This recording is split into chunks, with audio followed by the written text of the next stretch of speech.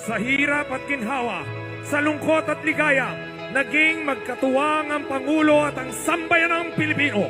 Sa loob ng 6 na taon, sa paglipas ng panahon at pagsibol at pagyabong ng magagandang pagbabago, tayo ay magdiwang at magpasalamat na tayo'y nagkasama nang dahil sa ating pinakamamahal na Pangulo.